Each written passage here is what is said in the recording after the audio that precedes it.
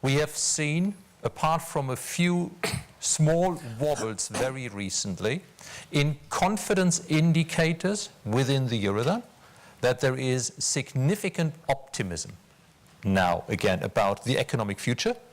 Economic sentiment is above average. There was nothing fundamentally wrong with the Eurozone, which an appropriate monetary policy, which an appropriate fiscal policy could not have fixed.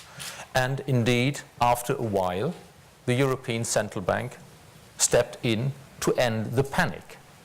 And it worked. What is called for is an investment boost to boost growth. Talking about my own country, certainly there are huge public investment needs in Germany.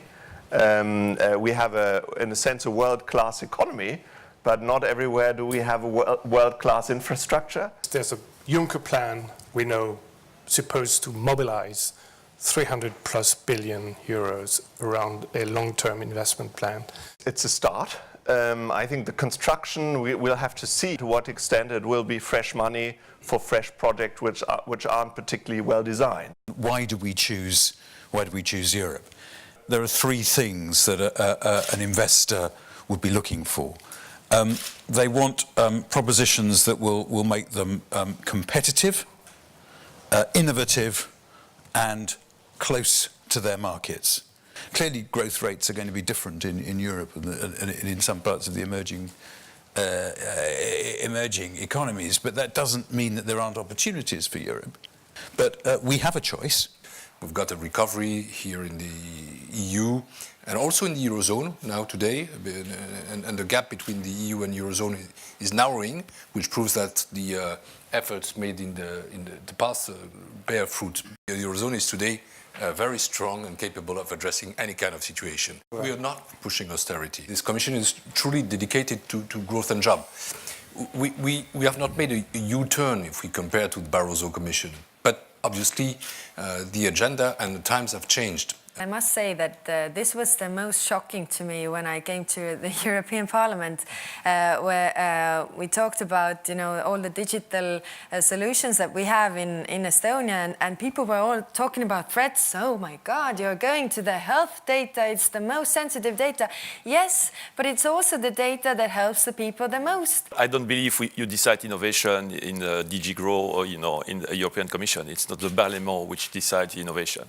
So innovation is being done on the ground by companies, by businesses, by all stakeholders. But of course, our role is to try to avoid that innovation is being stifled by what we do at the European level or what could be done also by some member states.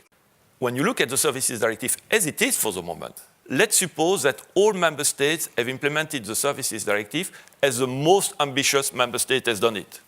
What will be the outcome for European economy? Close to 3% of growth in the GDP.